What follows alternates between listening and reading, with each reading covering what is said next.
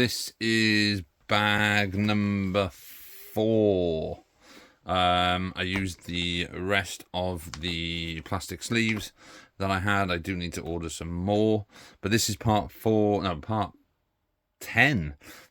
Jesus Christ, part 10. This is part 10 of me going through my DVD collection and just going through it, seeing what's there, seeing if there's anything interesting, and just reminiscing about it all. Like I said, this is part 10. There are 9 previous episodes. I worked this out the other day that it's about 6.5. No. It's about 9 hours worth of content of me just going through this. But obviously, I'm doing this because I'm trying to condense down a lot of the DVDs to be able to transport them when we move. I have been listing all the DVDs on a spreadsheet. I'm up to 1,725. It's been many years since I counted them. And there was about 9,000 when I counted them all, like the entire collection, a few years ago. But I think there's going to be considerably less now. I'm not sure why, but there are ones that I haven't done. I haven't counted. I don't know if you can see. I haven't counted these yet, or the ones on the bottom shelf down there. And there are a lot on top of the storage cupboard. And there's another, I'd say probably another 60 in the cupboard. Plus whatever's left under the bed that I haven't done yet. Because there are boxes under there as well. But yeah, so this is part 10 of me going through my DVD collection. This is bag number 4. We've gone through bag number 1, 2, 3, and now 4. And like I said, I have used the last of the plastic sleeves to try and condense them down. But the rest of these are still in their cases, which I will be going through as well. There are another 2 bags that have cases in, not the sleeves. But we'll go through these. Starting with, as you can probably see it, No Country for Old Men. Great movie by the Coen brothers. Tommy Lee Jones, Javier Bardem, Josh Brolin. It's like a crime western, modern crime western. Really, really good.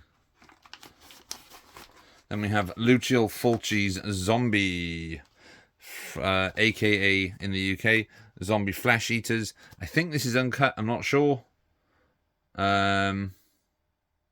This is the notorious disc that DVD Review says belongs in every horror film collection. This is the bloody mother of all Italian zombie epics, presented in all its eye-gouging, throat-ripping, and gut-munching glory. This is a Korean release.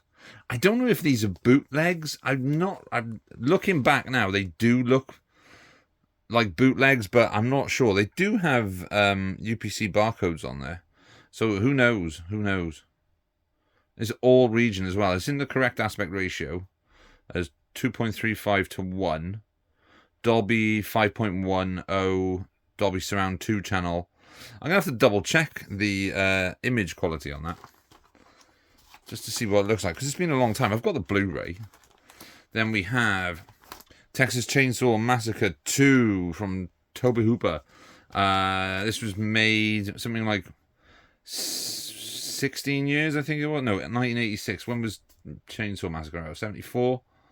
So 12 years after the original Texas Chainsaw Massacre.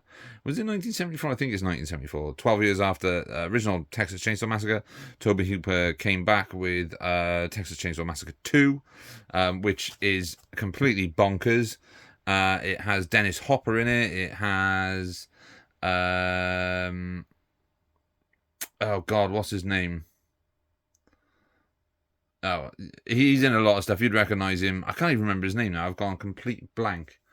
He's in The Devil's Rejects and just lots and lots of horror films. I can't remember. But this film is just absolutely mental. I did own the collector's edition Blu-ray of this from Arrow here in the UK, but I sold it because I'm not a massive fan of the Texas Chainsaw Massacre films. And it was just I hadn't watched it in a long time, and I just thought it was taking up space, and I got a pretty decent price for it because it was out of print, so I got a pretty decent price for it in CEX, but I knew I had the DVD, so I thought, oh, I'll just keep the DVD. If I want to watch it, I'll come watch it on DVD. Then we have another Korean DVD release of Possession, starring Sam Neill and Isabella Gianni, I think it is. The only English words on this DVD are the words possession. I do own the other release of this, which is currently still in storage cupboard, which I haven't got around to sorting out yet. Groundhog Day, brilliant comedy. Bill Murray, Andy McDowell, great movie. Plays a weatherman stuck in Punxsutawney, where every day keeps repeating itself. Really good comedy, directed by Harold Ramis, written by Danny Rubin and Harold Ramis. It's Groundhog Day. It's amazing. Phil, Needle Nose Ned. Then we have The Being. This is a Region 1 DVD of The Being from the director of Blood Diner and starring Martin Landau. Who directed this? Jackie Kong. Written and directed by Jackie Kong, starring Martin Landau, Jose Ferrer, Ruth Buzzy, William Osco as Rex Coltrane. Produced by William Osco. Original music by Don Preston. Cinematographer is Hanania Bayer and Robert Ebbinger. It's okay. It's essentially a throwback to 50s B-movie monsters, but it's got pretty decent cast with Martin Landau and Jose Ferrer in there. So, yeah, I mean, this is from Shriek Show as well, which, like I said in one of the previous videos, I don't know if they exist anymore. However, the cool thing about this is that cover's really good. Then we have an anime movie, which is Blood, the Last Vampire.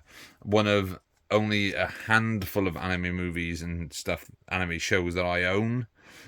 This film is badass. It's not very long as well. I think it's only 48 minutes. Is it 48 minutes? I can't find the runtime now. DVD special features, 16:9 anamorphic. It's got a making of. Yeah, I don't think it's very long. I don't think it's a full movie. I think it's more of an OVA. But yeah, Blood the Last Vampire. Animation is incredible on this. Awesome vampire film. Just really, really good. Right, so these are all going to be out of order. Because,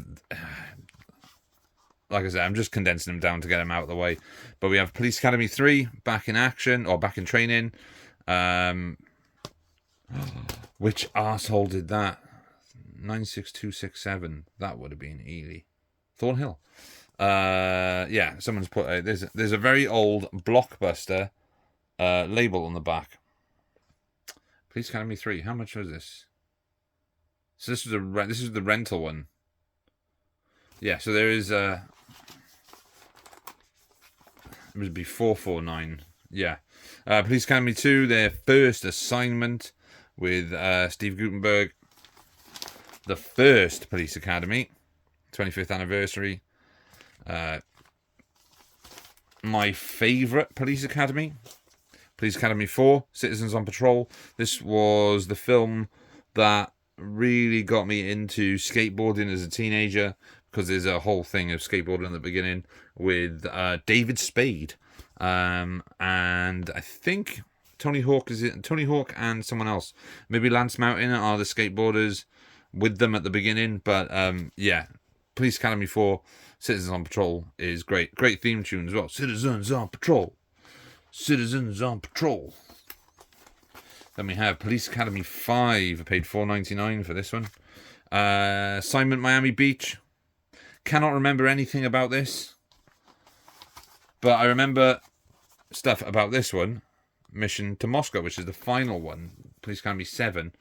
The I think this was with Matt McCoy's in it. Claire Forlani, Jesus, and Ron Perlman, and Christopher Lee. Jesus Christ. Oh no, it's not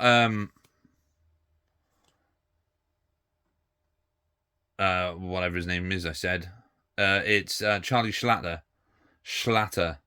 as Kyle Connors. Yeah. I'm going to have to give this a rewatch. I remember this being awful, though. But if it's got Ron Perlman and Christopher Lee in it, and Claire Forlani, what year was this made? Jeez, 1994 was the last Police Academy movie. Really cool artwork on the covers, though. And then we have Police Academy 6, City Under Siege. I think this was the one with thingy in it. Matt McCoy, yeah. Matt McCoy is Nick. Kenneth Mars, Robert Folk, Bruce Mailer, Lance Kinsey, Leslie Easterbrook, Marion Ramsey, David Graff, Michael Winslow, Bubba Smith. By this, I think, the fifth film was where Steve Guttenberg didn't return. Yeah, because he's in Police Academy 4, I think. Yeah, Guttenberg's in 4, so Mahoney's in 4. But from 5, 6, and 7, he's no longer in the films. Then we have The Transporter 2 with Jason Statham, the Statham of Jason. Fun movie.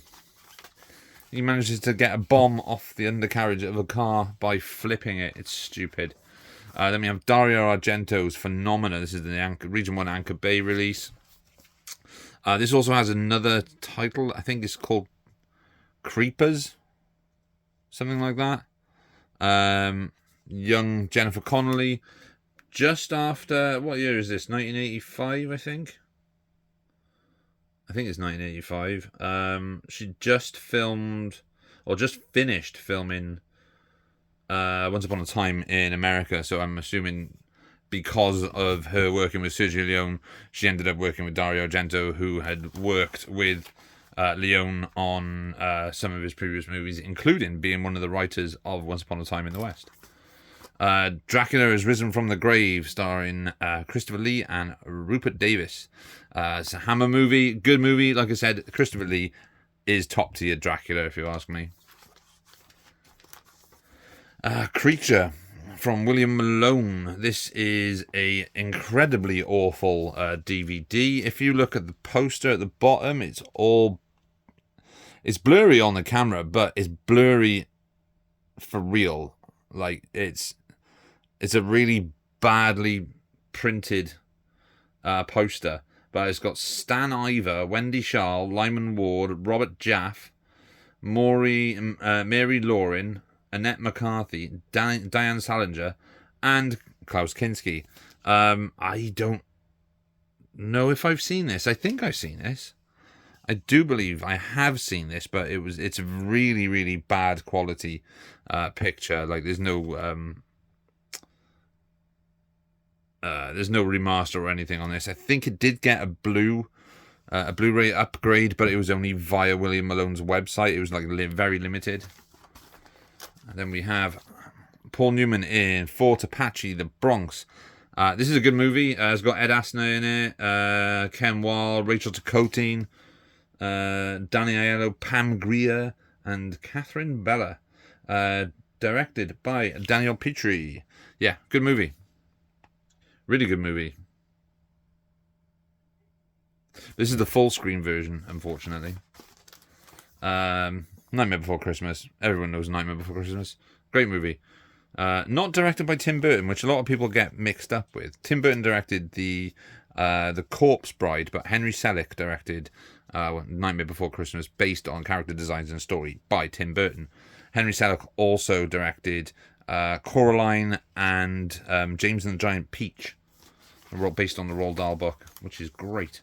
The Curse of Frankenstein, another great Hammer movie starring Peter Cushing. Who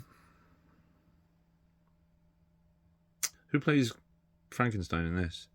Robert Urquhart. But again, also Christopher Lee's in this as well. Jimmy Sangster, written by Jimmy Sangster. We love a bit of Jimmy Sangster in this house. Midnight Movie. This is a really fun little like indie horror movie about a group of kids who go to watch a film in a cinema. It's like a lost slasher movie sort of thing, but they end up getting sucked into the movie, or the killer comes out of the movie, and it's a really good design on the killer as well. I mean, that's his mask, but he's got these really messed up sort of like tools and stuff. But yeah, really cool little indie horror movie, this one. Who's in this as well? It's directed by Jack Messett. I don't know who else is in it.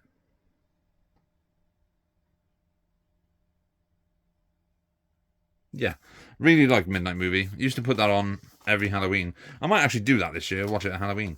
Then we have The Terror Within with George Kennedy and Andrew Stevens.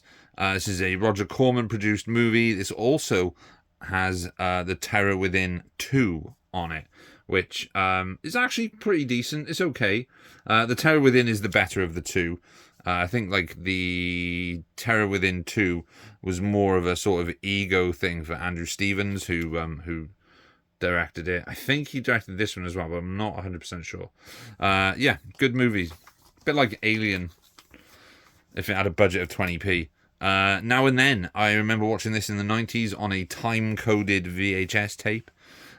Enjoyed it. My sister used to watch it a lot as well. Good cast in it.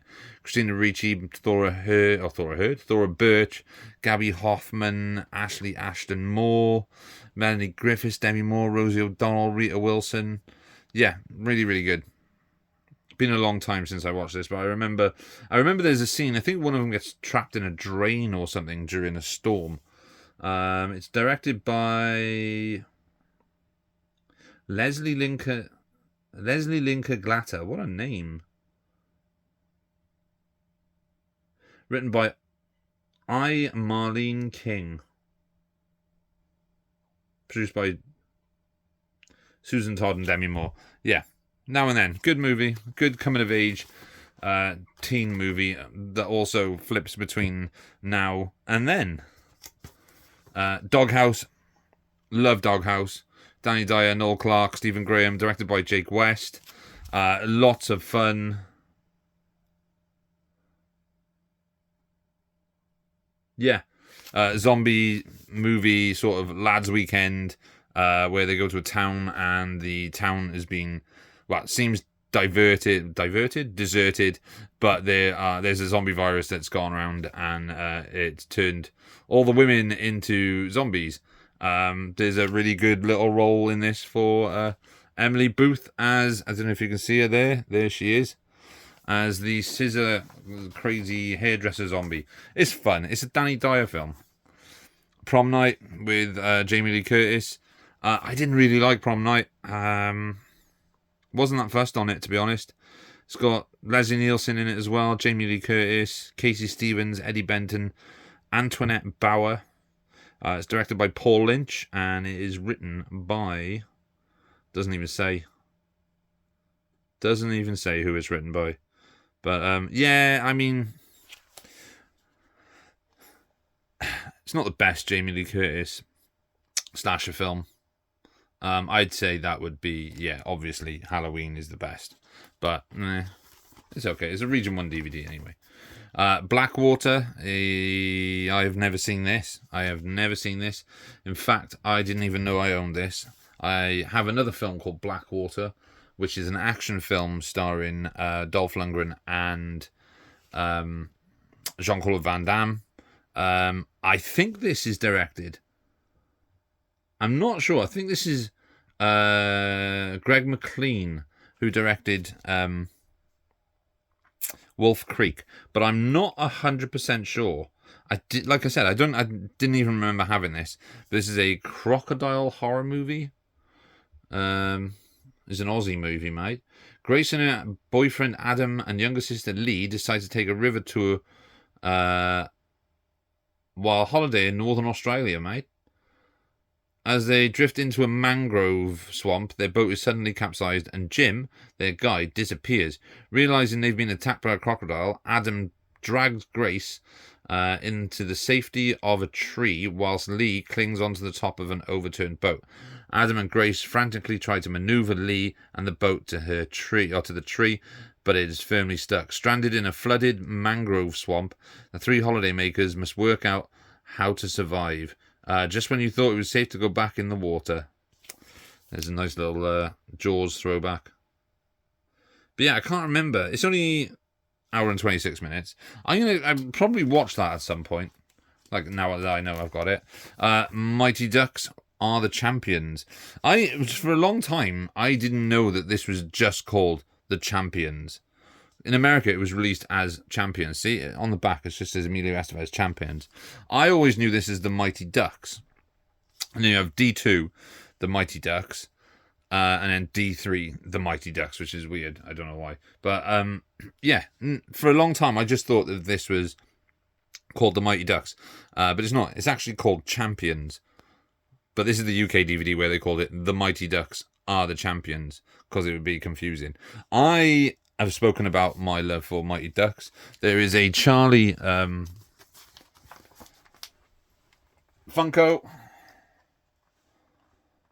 Charlie Funko. And I have a Mighty Ducks 2 Junior Goodwill Games jersey hung up in the corner. I am a massive Mighty Ducks fan. Then we have Austin Powers, The International Man of Mystery. This is the first Austin Powers movie and the best. Even though I love Goldmember, I think Goldmember is great. But yeah, Austin Powers 1 is the best. Mike Myers, Elizabeth Hurley, Michael York as Basil Exposition. Directed by Jay Roach. Yeah, such a silly film. But I love Austin Powers. Taxi 3, the third film in the French Taxi action series that is now gone on almost as much as the Fast and the Furious movies. Interesting because it's got Marion Cotillard in it, who is now a Oscar winner maybe, actress who won or was nominated for her role as Edith Piaf. She's been in The Dark Knight Rises. She's in lots of stuff. Love the Taxi movies. They're bonkers. I think it's either this one or Taxi 4, which has a cameo from Sylvester Stallone at the beginning. Go Tell the Spartans, Burt Lancaster. This is a Korean War movie. Oh no, it was Vietnam, sorry. Yeah, it's the best film about the Vietnam War, the New Republic. I mean, there's been better films that have come out since. 114 minutes. Go Tell the Spartans. Burt Lancaster. Love Burt Lancaster as an actor. I think he's amazing. Also has Craig Wasson, Mark Singer, Jonathan Goldsmith, Dennis Howard, Joe Unger, Evan C. Kim, John Megner, Hilly Hicks, David Clennon, Dolph Sweet, and Clyde Kusatsu. Oh, good old Clyde. Directed by Ted Post. Yeah. It's a decent war movie. What year did this come out?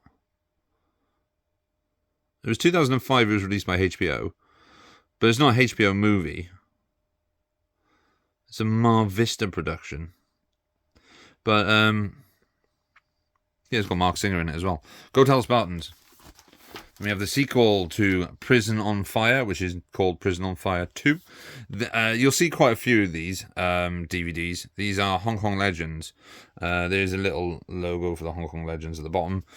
These specific releases, like this, with the background and everything, the blue, these were with a sort of, there we go, D'Agostini collection.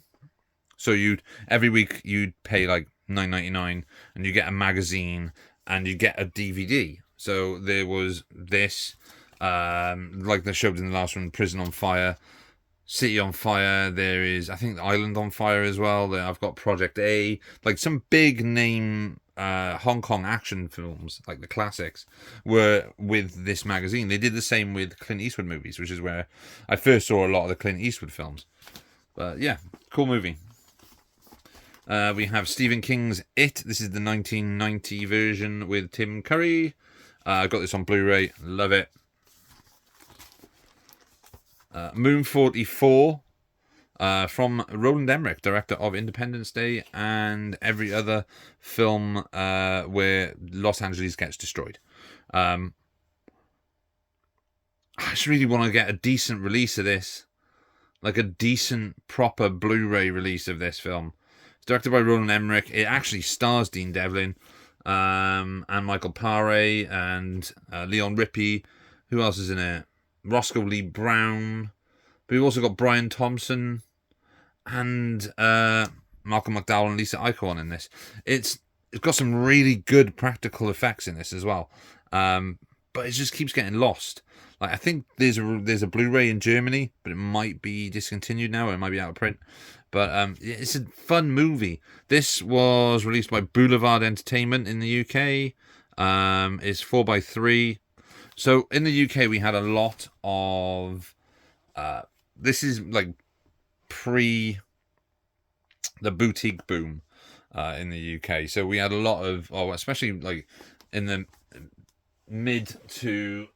early to mid 2000s, we had these budget companies one was called Boulevard Entertainment, one was called Prism Leisure. I think there were a few other there was one called Swan as well, where they would release these movies. They would release them on DVD, but at a budget price. So generally they'd be $5.99. When I first started collecting DVDs, it was through a website called dvdsforfiver.co.uk. Website no longer exists, but I picked up a lot of stuff in the early days.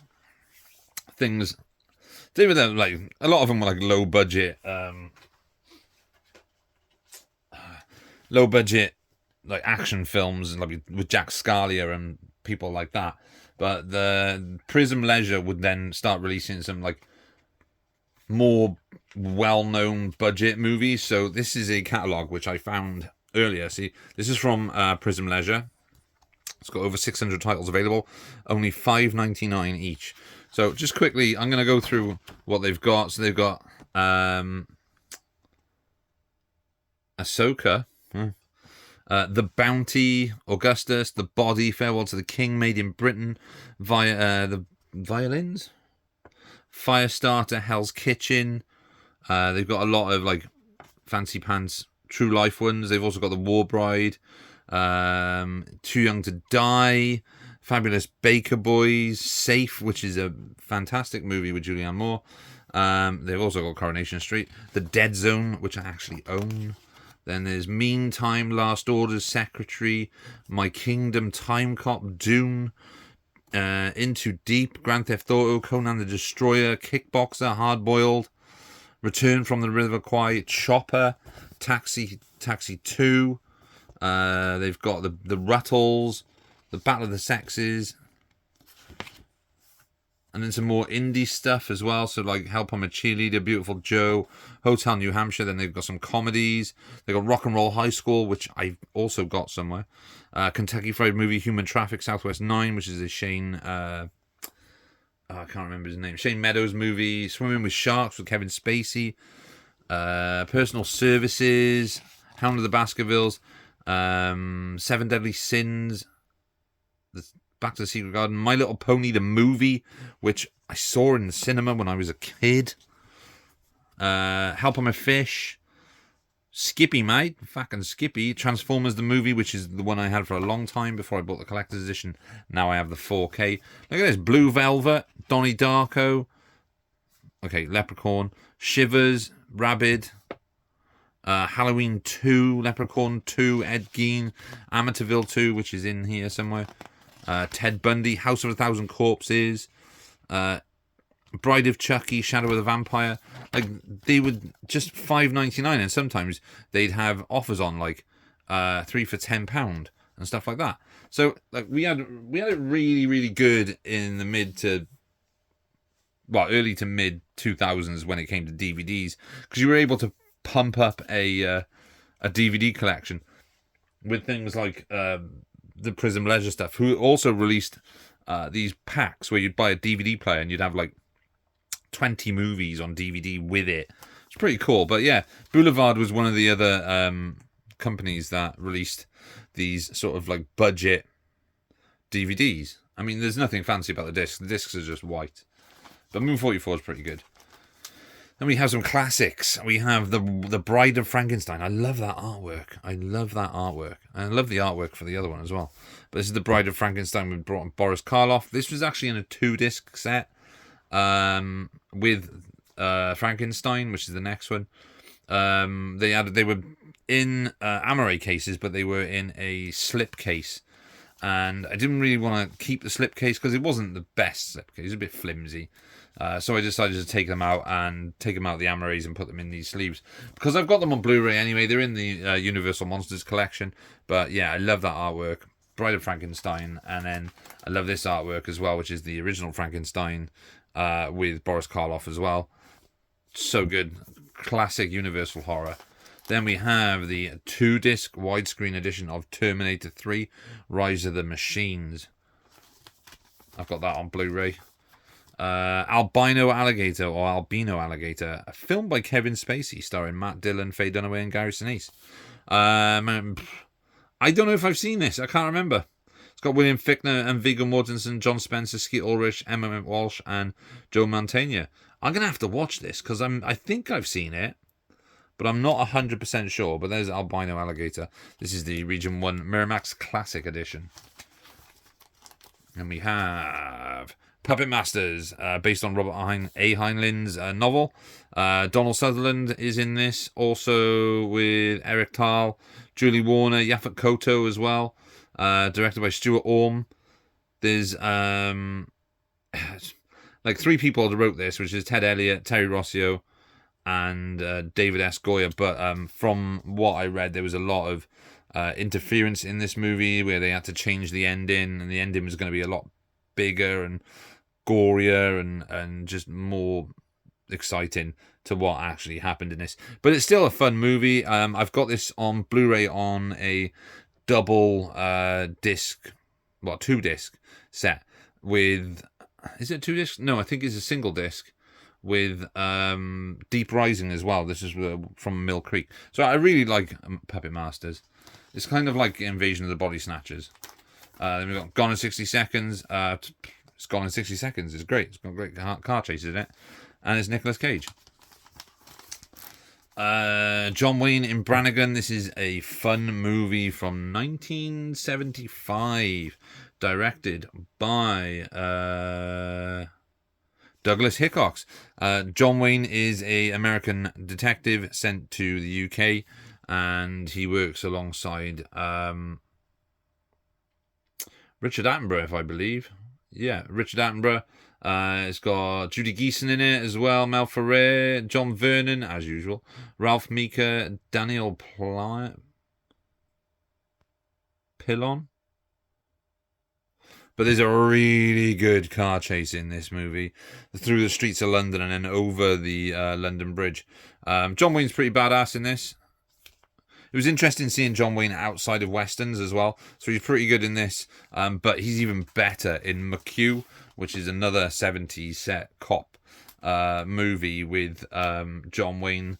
Again, that has another incredible car chase across a beach. Fucking great movie as well, McHugh. The score starring Robert De Niro, Ed Norton, Angela Bassett, and Marlon Brando in his final movie, I believe this was. It's directed by Frank Oz. Good heist movie. We have Doomwatch, based on the old British science fiction TV show with Ian Bannon, Judy Geeson, and John Paul.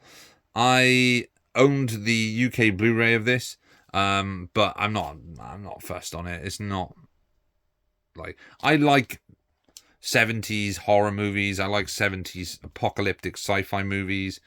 And I like the whole idea of like that period in Britain, but being full of conspiracies and shit like that. So this is like an eco horror movie or an eco science fiction movie. I wasn't overly fussed on it, like I said, so I sold the Blu-ray, but I knew I had the DVD, so I kept the DVD. And we have the Toxic Avenger. I've just posted this artwork on Instagram because even though this is a very, very crap film, and yes, I'm saying the Toxic Avenger is a crap movie. It's rubbish, but it's fun rubbish because it's a trauma movie. It was made for about 14 quid. But the artwork on the front of this is amazing. I love this artwork. And again, this is a Prism DVD release. This is in 4x3 full frame, 79 minutes or 76 minutes. Directed by Lloyd Kaufman and Michael Hertz. Lloyd Kaufman is a fucking legend, by the way. I actually prefer, believe it or not, Toxic Avenger Part 2. Because there's a bit where he has a sword fight in Japan. But someone's got a sword. I think someone's got a sword. And he's got a swordfish. So stupid, but it's a trauma movie. Go Into Pieces, the rise and fall of the slasher film. Good documentary about slasher movies. Shogun Samurai, a film by Kinji Fukasaku, who really directed way more films than I originally thought. Because I first heard of Kinji Fukasaku through Battle Royale. But going back and seeing how many films he was actually responsible in Japanese cinema from like the late 60s and through 70s and the 80s, it's phenomenal how what he's actually directed. So yeah, Tora Battle Royale, and stars good old Sonny Chiba as well. This is a very good film, by the way. Fully restored, digitally remastered in original 16:9. Well, not original, it just says 16:9 single DVD. Starring Sonny Chiba, Etsuko Shiomi, yeah, Kinsuko Nakamura. Good film. We have another Japanese film, but this is an anime. This is Jinro, the Wolf Brigade, written by Mamoru Oshii. Is it directed by Mamoru Oshii? No, it's directed by Hiroyuki Okura. Produced by Production IG, who worked on the Oren Ishii sequences from Kill Bill and some of the Animatrix episodes as well. But yeah, this is okay. It's been a long time since I've seen it, though. I do like Mamoru Oshii stuff, though. Ghost in the Shell's pretty badass. And he also did the original Angel's Egg, which was then used for In the Aftermath. The Signal, Ultraviolent Insanity, starring AJ Bowen and Justin Wellborn, directed by Jacob Gentry, Dan Bush, and David Bruckner. They each did a segment in this film. It's essentially a zombie film, but with 3 different people. It's actually quite good. It's better than some of the other lower budget indie horror movies of the like mid 2000s. I can't remember. Is it David Bruckner went on and directed something that was quite popular? I can't remember now. But The Signal's actually pretty good. I like that one. I love this next film. I grew up watching this film, and it's amazing. Private Benjamin with Goldie Hawn. Private Benjamin with Goldie Hawn is amazing. Howard Zeif directed this. It's also got Armand Assante in it, and Robert Webber, Sam Wanamaker is in it, Barbara Barry, Mary Kay Place, Harry Dean Stanton. Special appearance by Albert Brooks. I forgot Albert Brooks is in it. He plays her husband at the beginning. Eileen Brennan.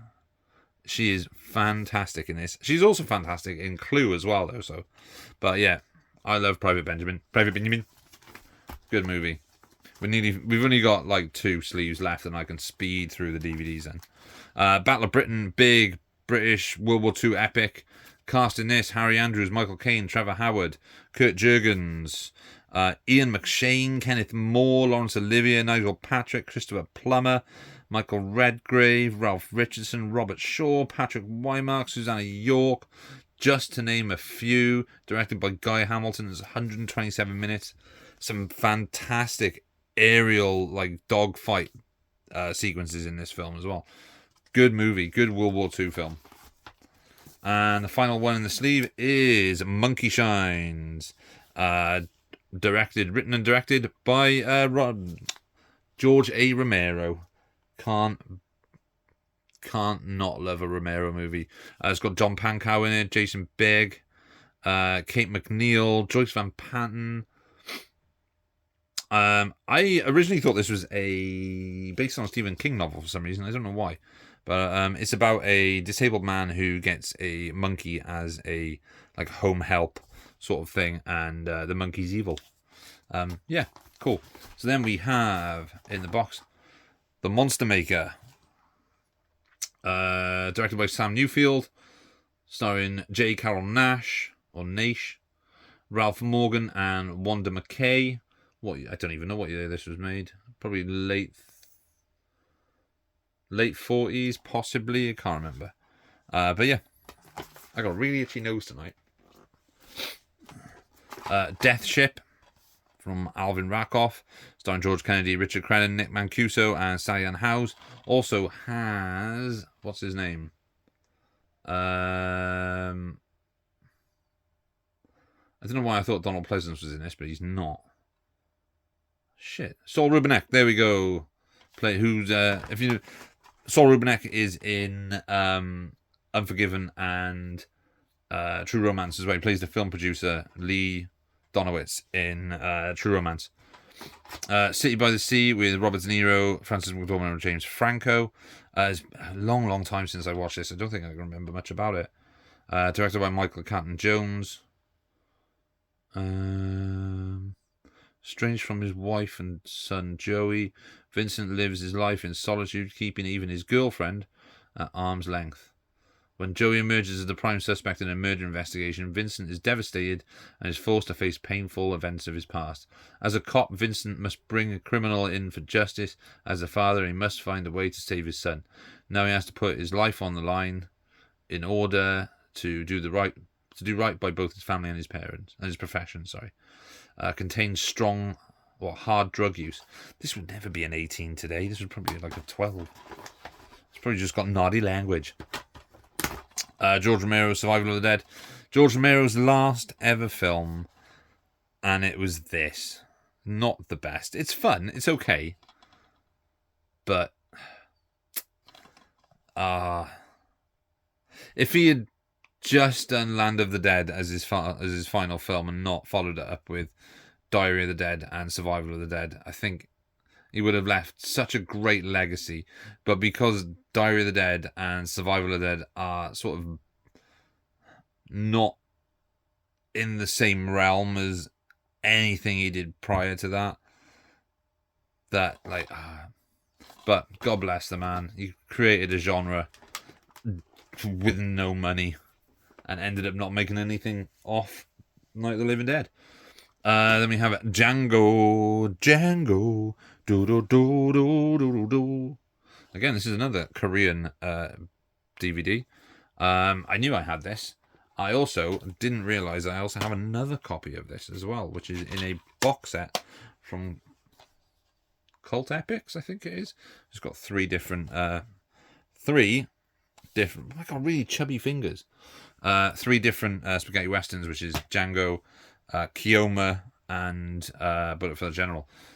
This film is amazing. In fact, if I remember rightly, the picture quality on this is actually better than the picture quality that was on the Argent Blu-ray that was released in the UK years back.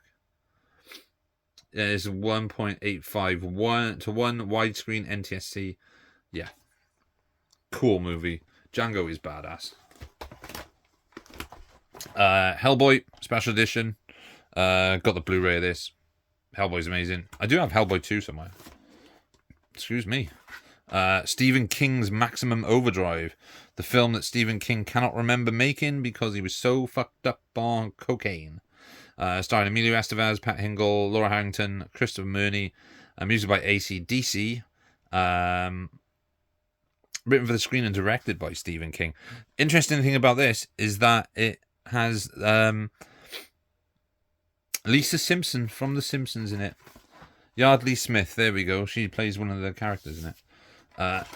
Mercury Rising. Bruce Willis, Alec Baldwin is about a child with autism and unlocks some code that the CIA want. It's been, again, this is another film that I haven't seen in a while.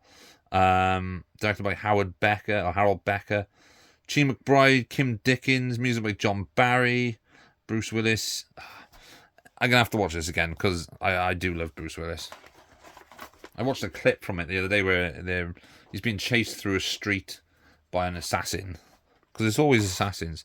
Hocus Pocus. I don't really care much for this film. I watched it as a kid, watched it maybe once or twice as an adult. Still just don't get it. I don't get the love for it. It's directed by Kenny Ortega, who directed This Is It, the Michael Jackson documentary, which was his final thing before he passed away. But I think he was a dance choreographer for Dirty Dancing, and I think he also may have directed the High School Musical movies. The Medusa Touch with Richard Burton and Lee Remick. This is a good film. I was quite surprised when I saw this. I'd never really heard of it or never seen it. And I watched it, and yeah, it was quite good. The Medusa Touch.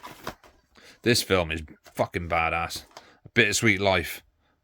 I don't know why it says No Second Chances. Kim Ji-woon. It's got Lee Byung-hun from like Red, and played Snake Eyes in the G.I. Joe movies. This film is so good. This is such a good crime thriller from Korea. Just, if you get a chance to watch it, watch it. I know this just come out on 4K from a Eureka or maybe Second Sight, but it's, yeah, this film is so good. So good.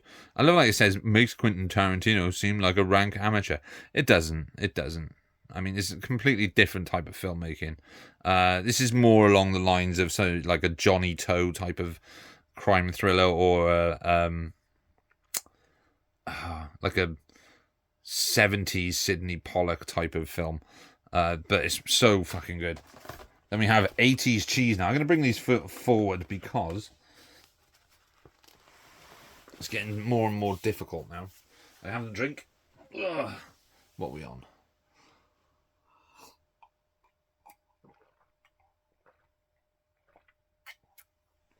Excuse the drinking.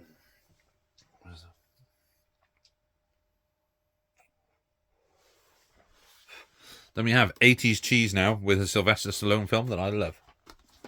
Over the Top. Over the Top. The Sylvester Stallone film about arm wrestling.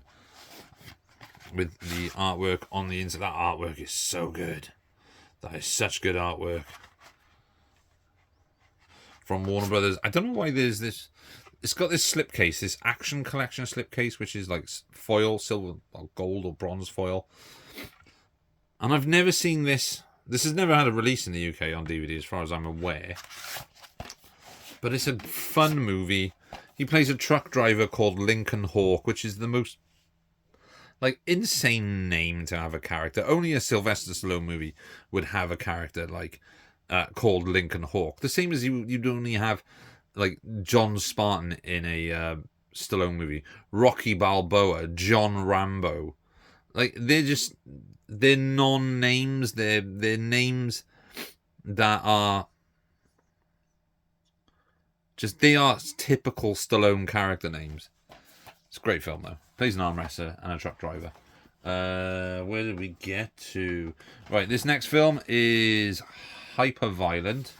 In fact, I'm going to do both of these at the same time because they are the same film. So, I went through a period where all I was doing was watching completely fucked up, messed up, like, horror movies. I went through that, like, gore phase where I was watching all the banned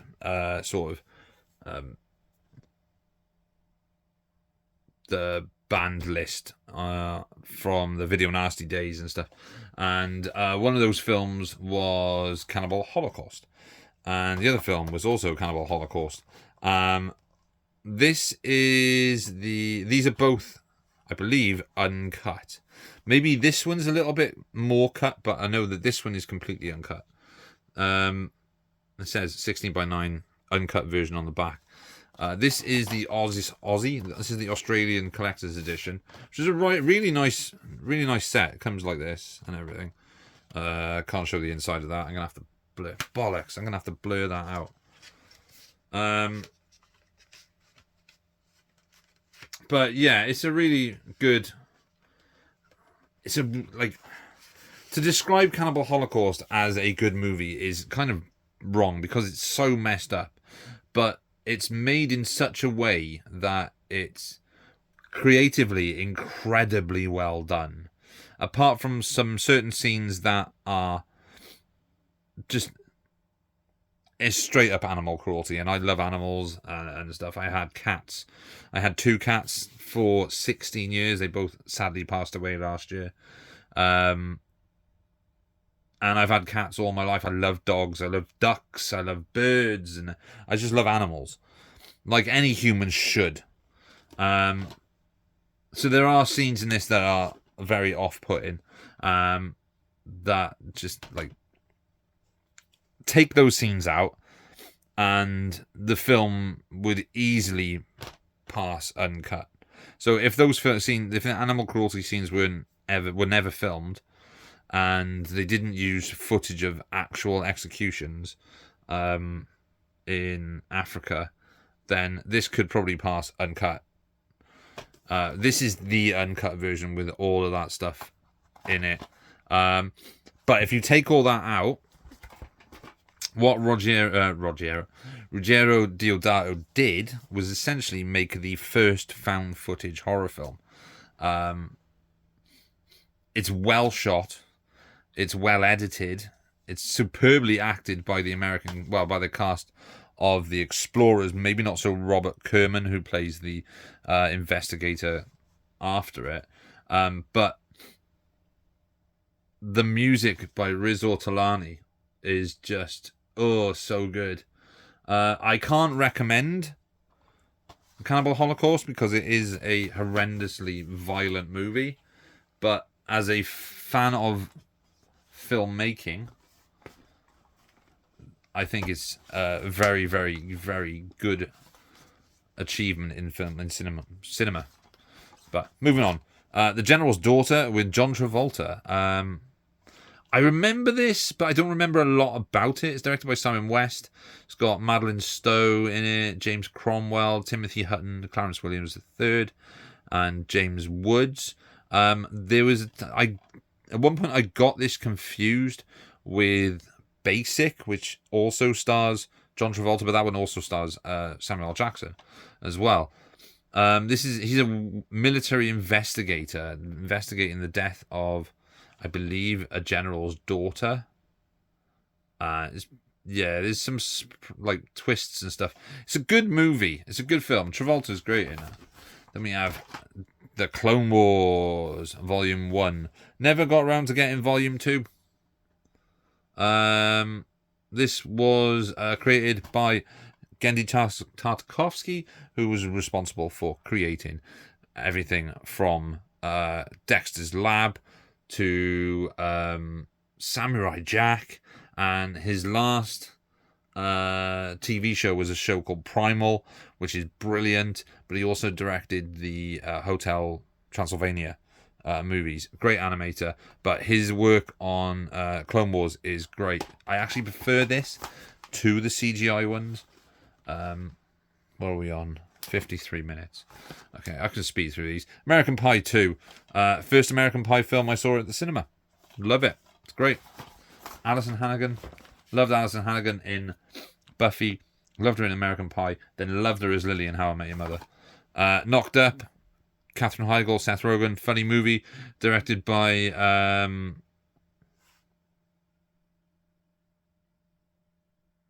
I can't read. Judd Apatow. It's Judd Apatow. It's a funny film. Paul Rudd, Leslie Mann, Katherine Heigl, Seth Rogen. Jason Segel's in that as well, who's also in How I Met Your Mother. Then we have my American DVD of Solar Babies. In the UK, it's known as Solar Warriors. Basically, half the cast of The Lost Boys is in this. Directed by Alan Johnson and music by Maurice Jarre. Richard Jordan, Jamie Gerst, Jason Patrick. It also has... can't remember his name. Lucas Haas, I said Lucas Haas, didn't I? Yeah, good movie. I love this film. Watched it all the time as a kid. Adrian Pasdar, there we go. That's the other one who's in it. Adrian Pasdar plays Darstar. Cool movie. It's got roller skates in it.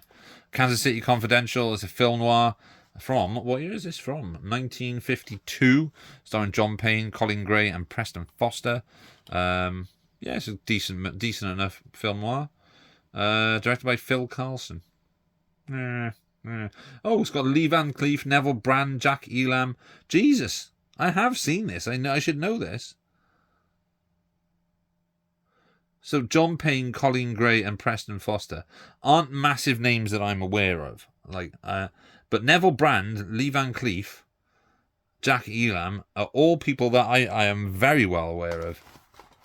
Because of, I'm guessing, spaghetti westerns. Serpent and the Rainbow, the DVD. This is Wes Craven's zombie movie that is more based on voodoo. I've got that on Blu-ray now as well. We have Planet Terror. Robert Rodriguez's section of the Grindhouse Experiment. Tarantino's was, of course, Death Proof. While he got the aesthetic right, being a Robert Rodriguez movie, it's massively over the top and looks more modern than it should. But it's fun. Freddie Rodriguez is in that. Rose McGowan, Bruce Willis, James Brolin. Good. Robin B. Hood, starring Jackie Chan. Heist martial arts movie. Directed, I bet it's directed by Benny Chan. Oh, yeah, there we go. Produced and directed by Benny Chan. Then we have Carnival of Souls in deadly colour. Yeah, this film should not be seen in computerized colour. Digitally remastered in colour. It's a good, low-budget 60s horror film. But yeah, the computer colour just ruins it. It's that crisp black and white cinematography. Dr. Terror's House of Horrors, an Amicus release. Christopher Lee, Roy Castle, Peter Cushing. Written by Milton Zabosky, directed by Freddie Francis. Series of different stories told on a train. Very, very good Amicus horror film. And we have Project A, Jackie Chan's great period drama martial arts movie. I'm trying to go through these as quick as I possibly can because I'm verging on nearly an hour again. Shot in the Dark, Blake Edwards. This is, I think it's the first Pink Panther movie. Well, it's the first Inspector Clouseau movie. Funny film. Peter Sellers. Peter Sellers is great. I remember there's an episode of the Eric Sykes show where Peter Sellers is in it and he does this drinking bit and it's hilarious. But yeah, Shot in the Dark. Great comedy by Blake Edwards. Deathline. Good British horror film with Christopher Lee and Donald Pleasance. Dark movie directed by Gary Sherman, who also directed Poltergeist 3 and Wanted Dead or Alive, which is right there. We have a Kurt Vonnegut science fiction story adapted to a movie by George Roy Hill. Slaughterhouse 5 is about a man who becomes unstuck in time. This is a hard movie to watch, although it is very, very good. I can imagine being quite difficult to adapt Slaughterhouse 5, especially in 1972, sorry. It's quite good, though. And we got two left. We got Brain Scan from 1993, starring Edward Furlong, Frank Langella, Amy Hargreaves, and T. Ryder Smith as Trickster, I think. Directed by John Flynn. Good, like, sort of techno horror film as well, which is worth a watch. Edward Furlong did this just after Terminator 2, or maybe, yeah, I think it would have been just after Terminator 2. Directed by Andrew Kevin Walker, who wrote Seven and Sleepy Hollow. Yeah, good film. Really like Brain Scan. And what have we got in the final film? It is Dial M for Murder, the Alfred Hitchcock film with Ray Milland, Grace Kelly, and Robert Cummings. Good movie, good thriller. I remember watching this on a very small black and white TV. It's a black and white film, anyway. I remember watching it on a small black and white TV just before I went to school, because Channel 4 had it on in the morning. And this was years ago now. Obviously, if it was on I don't think it was on a black and white TV. I think it was on a colour TV, because we had a colour TV then. I watched it. It was on Channel 4 very early in the morning, and I watched it just before going to school, and thoroughly enjoyed it. Thought it was good. So then, when I found out what the film was, because obviously I was a lot younger when I saw it, when I found out it was that film, I was like, I'll see if I can pick that up. And being an Alfred Hitchcock film, I had to get it for the Alfred Hitchcock collection, which I need to go through because it's up on the top. But there we go. That is bag number 4 and part 10 of going through my DVD collection. I really enjoy doing this. This is really fun, going through all these DVDs and stuff. I hope you guys are enjoying them as well, and listening to me talk about each film. Like, I wanted to do that with the Blu-ray collection instead of just going straight through every single shelf one by one, going title. But yeah, I like learning stuff about movies, and I think it's the best way to discover films is by learning about them, because you never know what you're going to learn and what you're going to pick up and what's going to stay in your head. But there we go. That's the 3 bags so far. There's another 2 bags, and whatever's under the bed. There's the stuff that is above the TV. I've done all that as well, and the bottom shelf of DVD corner. But yeah, thanks everyone for watching and commenting, and I'll see you all in. Oh no, there's one thing I wanted to say. I spent an hour this evening or tonight on TikTok. I don't generally go on TikTok because I'm a 41-year-old man. I don't generally go on TikTok. But I was looking at physical media TikToks. And there's a lot of good stuff on there. Jeff Rousseau's on there. And there's a lot of other interesting stuff that people are doing, thrifting and pickups, which is good. But there's a lot of younger people who are getting into physical media and buying DVDs, which is amazing. I love the fact that people are buying DVDs and cancelling their streaming services. I have to cancel my streaming services because I pay for too many. I don't use them enough. So I'm going to start cancelling what I've got, because I pay for Apple TV. I pay for Prime, Amazon Prime Video. I pay for Netflix. I pay for Disney Plus. I pay for Shudder, and I also pay for Paramount Plus as well. Now, out of all of them, I'm most likely, I'm keeping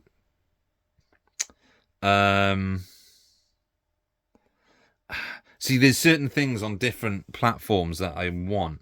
Like, Netflix has been absolutely shocking lately. I might have to cancel Netflix. I don't know. I might have to cancel Netflix. But I need to keep Disney Plus for The Simpsons and for Bob's Burgers. And I need to keep Prime Video, mainly because I have Amazon Prime for when I buy a lot of DVDs or when I order a lot of stuff.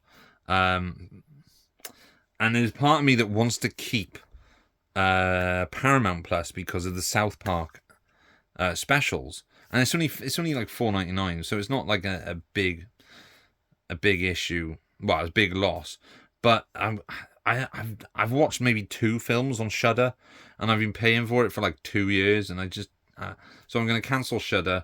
I'm going to cancel Apple TV. I wanted to keep it for Masters of the Air. Masters of the Air has been out nearly a year, and I still haven't watched it. I did think about keeping it for Silo Season 2, because I loved Silo Season 1. I watched all the way through, loved it, thought it was fantastic. Could not wait Oh, I cannot wait for season 2. But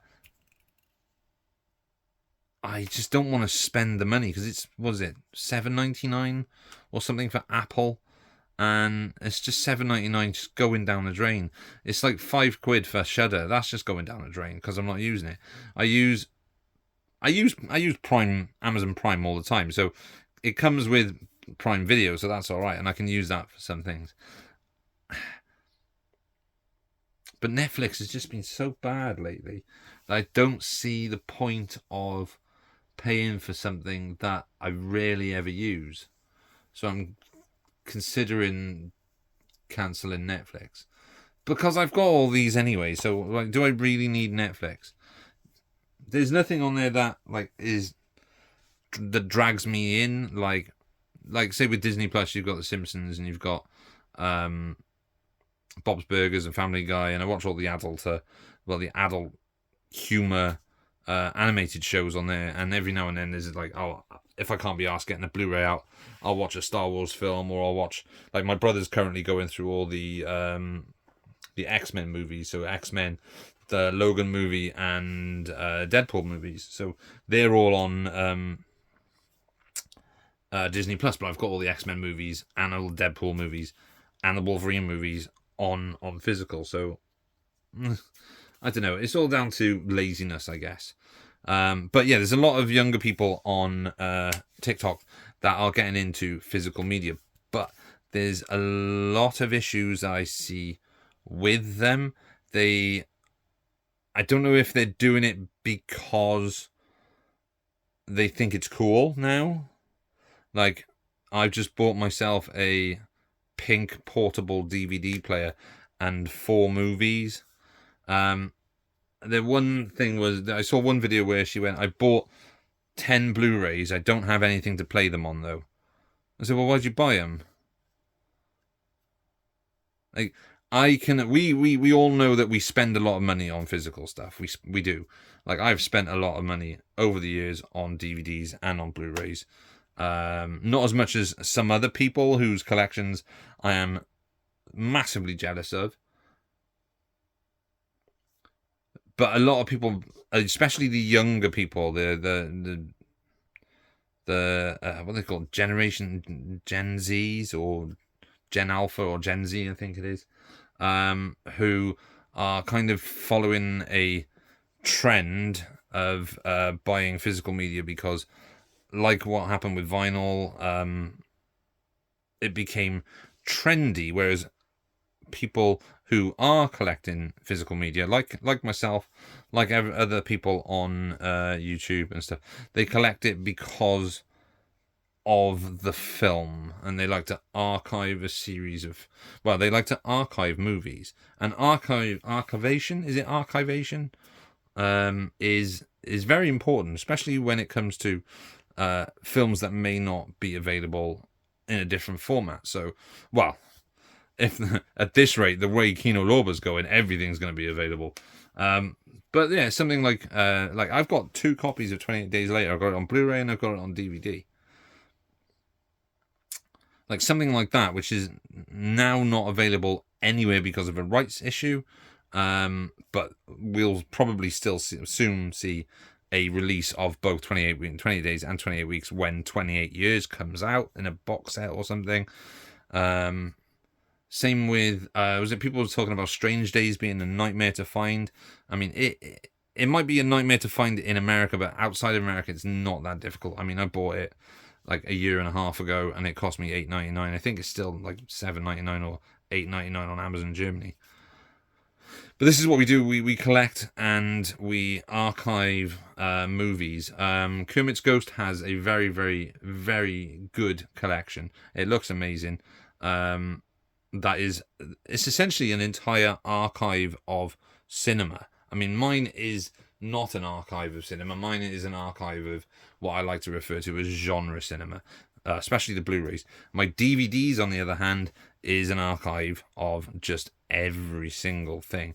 So with the Blu-rays, I was more specific on what kind of stuff that I would collect. So there's a lot of science fiction, there's a lot of horror, there's a lot of cult movies. Whereas you see on TikTok, you see a lot of these younger people that are buying a DVD player for the first time and picking up things like Legally Blonde, which is, I mean, I've got no problem with Legally Blonde, but they need to be helped by finding their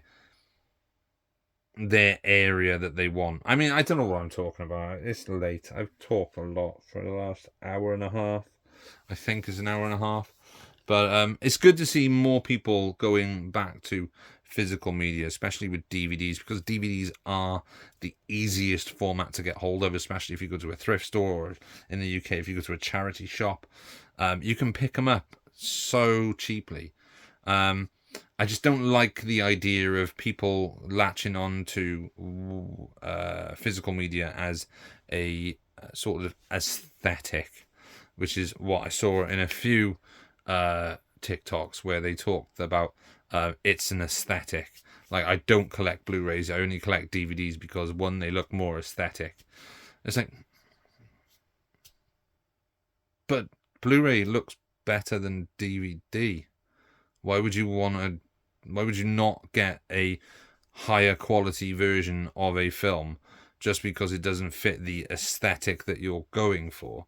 I mean, look at me. I'm currently, my aesthetic is jeans and a white Escape from New York t-shirt.